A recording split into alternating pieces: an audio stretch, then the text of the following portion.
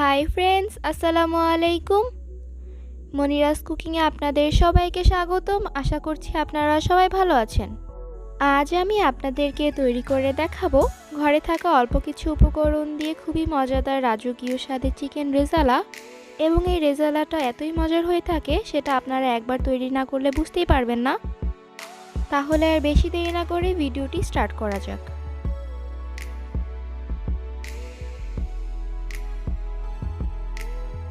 Chicken রেজালাটা তৈরি করার জন্য এখানে আমি 1.5 কেজি ওজনের একটি চিকেন নিয়েছি। চিকেনটাকে আমি রেগুলার সাইজে কেটে ভালোভাবে ধুয়ে পানিটা ঝরিয়ে নিয়েছি। এখন আমি চিকেন রেজালাটা তৈরি করার জন্য একটা স্পেশাল মিক্সচার তৈরি করে নিব। স্পেশাল মিক্সচারটা তৈরি করার জন্য এখানে আমি একটি মিক্সার গ্রাইন্ডারে দিয়ে দিচ্ছি 1/4 কাপ পরিমাণ পেঁয়াজ বেরেস্তা, দিয়ে দিচ্ছি খোসা ছড়ানো 10-12টি কাঠবাদাম, দিয়ে দিচ্ছি 2 টেবিল চামচ পরিমাণ কিশমিশ,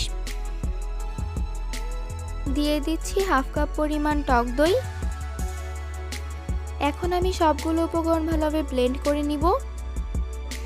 সবগুলো উপকরণ ভালোভাবে ব্লেন্ড করে নেওয়া হয়ে গিয়েছে। এখন আমি চলে যাব মূল রান্নায়। এখন আমি চুলায় একটি প্যান বসিয়ে তাতে দিয়ে দিচ্ছি পরিমাণ মতো সয়াবিন তেল। রেজালা রান্না করতে হলে তেলের পরিমাণটা একটু বেশিই দিতে হয়। তেলটা গরম হয়ে আসলে এখন আমি দিয়ে দিচ্ছি 4-5 টুকরো দারুচিনি, দিয়ে দিচ্ছি 4-5টি ছোট এলাচ, দিয়ে দিচ্ছি 2টি তেজপাতা। এখন আমি গোটা গরম মশলাগুলো হালকা ভেজে নিব, এতে করে খুব সুন্দর একটা স্মেল আসবে। গোটা গরম মশলাটা ভাজা হয়ে আসলে দিয়ে দিচ্ছি 1 কাপ পরিমাণ পেঁয়াজ কুচি। এখন আমি পেঁয়াজটাকে হালকা ভেজে নিব। পেঁয়াজটা হালকা ভাজা হয়ে আসলে দিয়ে দিচ্ছি স্বাদমতো লবণ, দিয়ে দিচ্ছি 1 চা চামচ পরিমাণ জিরার গুঁড়া, দিয়ে দিচ্ছি 2 চা চামচ পরিমাণ মরিচের গুঁড়া,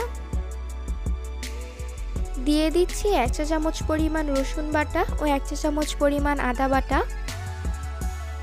এখন আমি সবগুলো মশলা ভালোভাবে কষিয়ে নিব।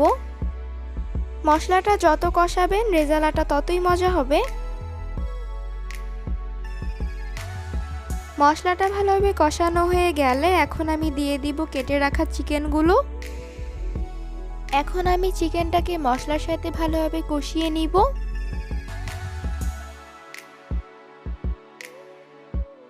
মশলাটার সাথে চিকেনটা ভালোভাবে কষিয়ে নেওয়া হয়ে গেলে এখন আমি চিকেনটাকে ঢেকে দিব 5 মিনিটের জন্য। 5 মিনিট হয়ে গিয়েছে। এখন আমি ঢাকনাটা উঠিয়ে চিকেনটাকে নেড়ে দিব। চিকেনটা থেকে বেশ খানিকটা পানি বের হয়েছে। এই পানিটাতে চিকেনটা 50% সিদ্ধ হয়ে যাবে। চিকেনটা নেড়ে নেওয়া হয়ে গিয়েছে। এখন আমি দিয়ে দিব চিকেন রেজালার স্পেশাল মিক্সচারটা। আমি চিকেন রেজালাটা তৈরি করছি ব্রয়লার চিকেন দিয়ে। আপনারা যদি দেশি চিকেন দিয়ে রেজালাটাকে তৈরি করেন তাহলে আপনারা 1/2 কাপ পরিমাণ ফুটন্ত গরম পানি দিয়ে চিকেনটাকে 50% সিদ্ধ করে নেবেন। এখন আমি মিক্সচারটাকে চিকেনের সাথে ভালোভাবে কষিয়ে নিব। মিক্সচারটা ভালোভাবে কষানো হয়ে গিয়েছে। এখন আমি চিকেনটাকে 5 মিনিটের জন্য ঢেকে দিব। 5 মিনিট হয়ে গিয়েছে। এখন আমি ঢাকনাটা উঠিয়ে নেড়ে দিব। রেজালার স্পেশাল মিক্সচারটা দেওয়ার পর চিকেনটাকে অনবরত নেড়ে দিতে হবে, তা না হলে এই গ্রেভিটা প্যানের নিচে লেগে যাবে। এখন আমি দিয়ে দিচ্ছি 3-4টি আলু বুখারা, দিয়ে দিচ্ছি 1 চা চামচ পরিমাণ চিনি। চিনিটা দেওয়ার কারণে রেজালার টেস্ট আরও বেড়ে যাবে। এখন আমি চিনিটাকে ভালোভাবে মিশিয়ে নিব। চিনিটা মেশানো হয়ে গেলে এখন আমি গ্রেভির জন্য দিয়ে দিব 1/2 কাপ পরিমাণ আগে থেকে জাল করে রাখা লিকুইড গরুর দুধ। দুধটা দেওয়া হয়ে গেলে এখন আমি দিয়ে দিচ্ছি 4-5টি কাঁচামরিচ। রেজালার গ্রেভিটা দুধ দিয়ে তৈরি করলে খেতে বেশি টেস্টি হয়। দুধটা মেশানো হয়ে গেলে এখন আমি ঢেকে দিব 5 থেকে 6 মিনিটের জন্য।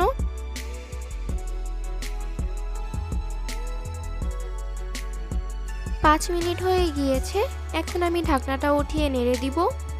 চিকেন রেজালাটা নেড়ে নেওয়া হয়ে গিয়েছে। এখন আমি দিয়ে দিচ্ছি 1/2 চা চামচ পরিমাণ গরম মশলার গুঁড়া, দিয়ে দিচ্ছি 1/2 চা চামচ পরিমাণ টালা জিরার গুঁড়া। গরম মশলাটাকে আমি ঘরেই বানিয়ে নিয়েছি। এবং আমি এই গরম মশলাটাকে জায়ফল, জত্রিক, দারুচিনি, ছোট এলাচ, বড় এলাচ, কালো গোলমরিচ দিয়ে ব্লেন্ডার করে বানিয়ে নিয়েছি। এখন আমি 2 টেবিল চামচ পরিমাণ পেঁয়াজ বেরেস্তা হাত দিয়ে ভেঙে দিয়ে দিচ্ছি, এতে করে চিকেন রেজালার ফ্লেভারটা ভালো আসবে। এখন আমি গরম মশলা এবং পেঁয়াজ বেরেস্তাটাকে ভালোভাবে মিশিয়ে নিব। চুলাটাকে লো হিটে রেখে এখন আমি ঢেকে দিব 5 মিনিটের জন্য। 5 মিনিট হয়ে গিয়েছে, এখন আমি ঢাকনাটা উঠিয়ে নিব। তেলটা উপরে উঠে এসেছে, চিকেন রেজালাটা হয়ে গিয়েছে।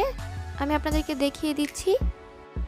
চিকেন রেজালার গ্রেভিটা মাখো মাখো হয়ে গিয়েছে। এখন আমি আপনাদেরকে সার্ভ করে দেখাচ্ছি।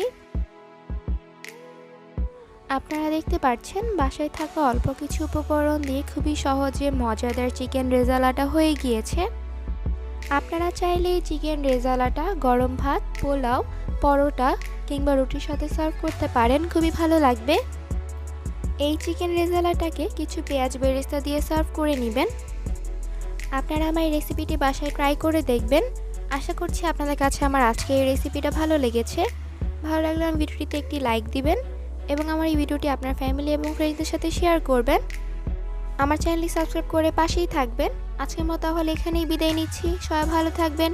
আল্লাহ হাফেজ।